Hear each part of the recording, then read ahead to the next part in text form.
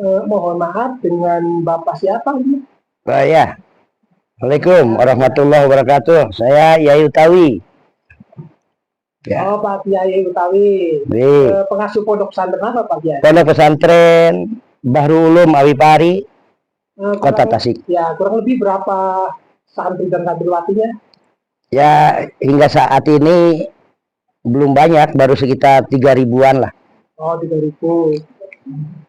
Kesehari-hariannya seperti apa Pak Kiai? Pondok Pesantren Bahru Ulum ini didirikan 100 tahun yang lalu lebih. Terus?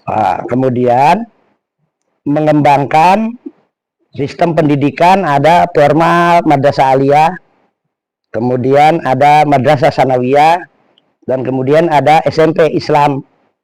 Di samping yang paling utama yaitu pengajian kitab-kitab kuning yang sifatnya umum dan yang sifatnya khusus atau takhusus.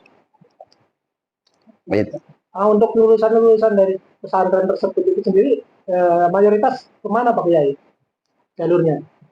Ya, sejak 100 tahun yang lalu alumni kita menyebar di seluruh Indonesia. Bahkan ada beberapa bagian yang di luar gitu kan.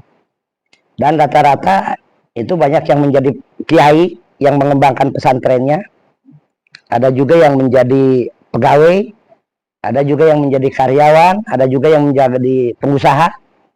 Dan sebagian lagi ada yang mengelola lembaga-lembaga pendidikan keagamaan di daerahnya masing-masing, seperti Majelis Taklim, Madrasah Diniyah, dan lain sebagainya.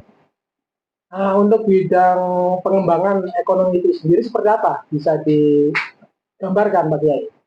Ya, kaitan dengan pengembangan ekonomi, saya sebagai orang yang mengelola lembaga pendidikan pesantren yang berbasis pada Nahdlatul Ulama, salah satu keprihatinan kita itu adalah kelemahan dalam bidang ekonomi. Pesantren yang berdiri sejak tahun 1410 di Kabupaten Karawang oleh Syekh Kuro atau Syekh Hasanuddin sampai hari ini itu masih menjadi lembaga pendidikan yang second class, belum menjadi lembaga pendidikan utama. Mengapa demikian? Dari sejumlah pondok pesantren di Indonesia 27.300 sekian, itu tidak ada satupun yang statusnya adalah negeri. Jadi tidak ada pondok pesantren negeri. Hal ini menunjukkan bahwa kemandirian pondok pesantren itu menjadi pilar utama di dalam membangun pesantren sesuai dengan undang-undang sebagai lembaga pendidikan, sebagai lembaga dakwah, dan sebagai lembaga pemberdayaan. Nah, sebagai lembaga pendidikan yang diatur oleh Undang-Undang 18 tahun 2019, Undang-Undang Pesantren, sebagai lembaga pendidikan tidak perlu diragukan lagi, pesantren sudah memiliki peranan penting. Yang kedua, pesantren sebagai lembaga dakwah juga tidak bisa diragukan lagi, karena dari pesantren banyak para pemikir, banyak lahir juga para mubaligh, banyak juga lahir para pejabat dari pesantren sebagai lembaga dakwah. Nah, yang ketiga, di dalam pasal 14 Undang-Undang Pesantren, fungsi pesantren sebagai lembaga pemberdayaan. Nah, ini yang belum maksimal, yaitu bagaimana kehadiran pesantren menjadi subkultur daripada masyarakat sehingga bisa memberkahi masyarakat di sekitarnya, terutama di dalam kaitannya bagaimana pesantren memberkahi secara ekonomi bagi masyarakat sekitarnya. Nah, ini yang menjadi cita-cita saya pribadi dan umumnya para kiai, bagaimana membangun kreativitas ekonomi di lingkungan pesantren itu sendiri.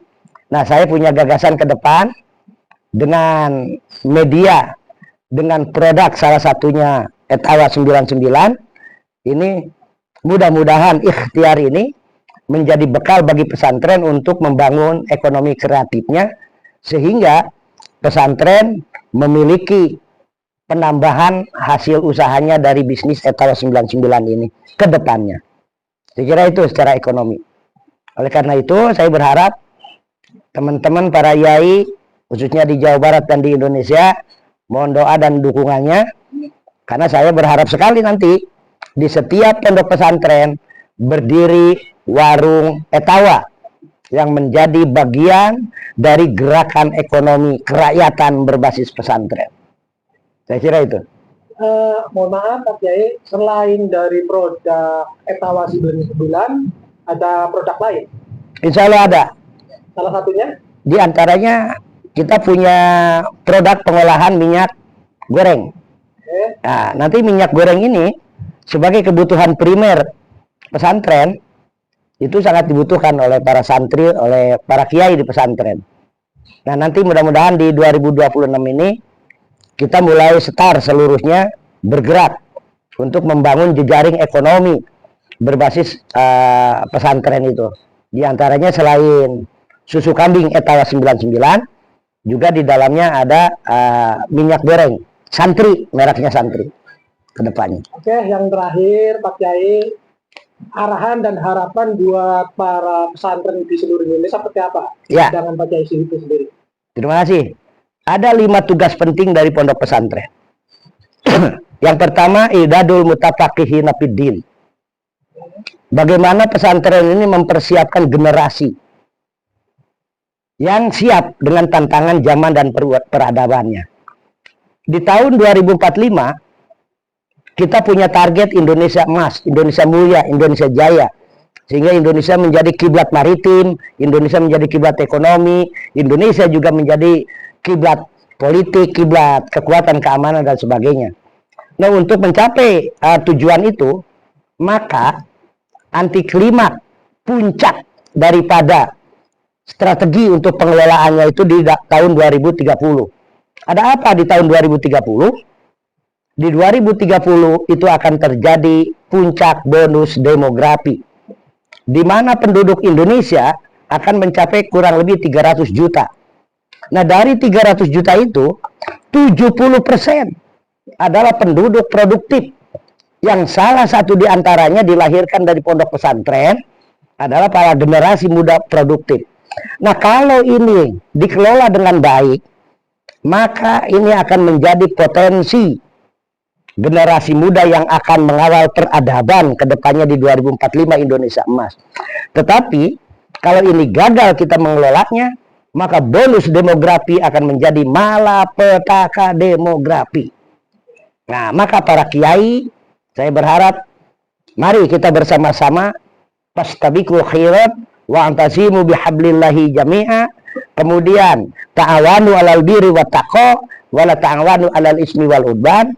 Ayo 5 tahun ke depan kita rintis mulai sekarang mengelola bonus demografi ini sebagai potensi yang potensial menjadi basis gerakan mengawal peradaban di 2045 ini. Pesantren harus menjadi lokomotif daripada peradaban, karena tugas utamanya idadul mutafaqihina fiddin, mempersiapkan generasi muda yang siap mengawal peradaban. Oke, terima kasih banyak Pak Kiai atas waktunya. Semoga barokah selalu. Amin. Terima kasih. Assalamualaikum warahmatullahi wabarakatuh.